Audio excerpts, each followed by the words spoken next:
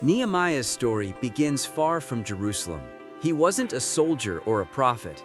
He was a servant, the cupbearer to the mighty king Artaxerxes of Persia. His job was important but humble. Taste the king's wine to make sure it was safe. Life in the palace was comfortable, but Nehemiah's heart wasn't in the luxury around him. His heart was in Jerusalem, his people's homeland, now in ruins. One day, Nehemiah's brother came from Judah with troubling news. The walls of Jerusalem were broken down, its gates burned, and its people vulnerable. When Nehemiah heard this, his heart sank. He sat down and wept. For days he prayed and fasted, asking God for help and guidance. Then came the moment of courage. Nehemiah appeared before the king, and the king noticed his sadness. In ancient times, being sad in the king's presence could be dangerous. But Nehemiah spoke honestly. "How can I not be sad when my city lies in ruins?" To his surprise, the king didn't get angry. Instead, he asked how he could help. Nehemiah boldly requested permission to rebuild the walls of Jerusalem, and God moved the king's heart to say yes. The king even sent letters of safe passage and supplies for the work ahead. When Nehemiah arrived in Jerusalem, he didn't immediately announce his plans. At night, he rode around the city, inspecting the walls in secret. He saw the broken stones, the charred gates, and the rubble. The task was enormous, but his resolve only grew. Finally, he gathered the people. He told them how God's hand had been with him, how the king had granted his request. The people's spirits rose, and they said, "Let's start building."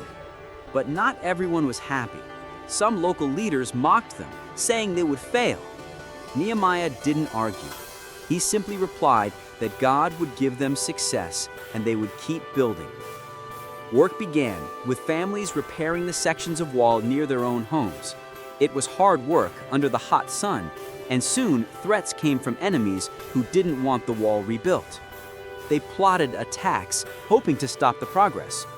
Nehemiah's response was practical and full of faith. Half the men worked, while the other half stood guard with weapons.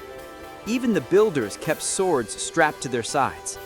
The sound of hammers and chisels was joined by the watchful eyes of warriors on the wall. The opposition didn't stop there. Nehemiah's enemies tried to lure him away with false meetings and rumors. They wanted to frighten him into quitting. But Nehemiah's answer was steady and simple. "I am doing a great work, and I cannot come down." He refused to be distracted. Day after day, brick after brick, the wall rose higher. In just 52 days, less than 2 months, the wall of Jerusalem was finished. It was a moment of triumph, not just because of the stone and mortar, but because the people's courage and faith had been restored. Their enemies saw it and realized that the work had been done with the help of God. Nehemiah didn't stop there. He helped the people return to God's laws, encouraged worship, and reminded them of God's faithfulness. He wasn't just rebuilding a wall, he was rebuilding hope, identity, and trust in God. And so, the cupbearer who began with a broken heart ended as a leader who inspired an entire nation. Moral lesson? Nehemiah's story teaches us that God can use ordinary people to accomplish extraordinary things when they are willing to pray, plan, and persevere. No matter how broken things look, with God's help and steady faith, rebuilding is always possible.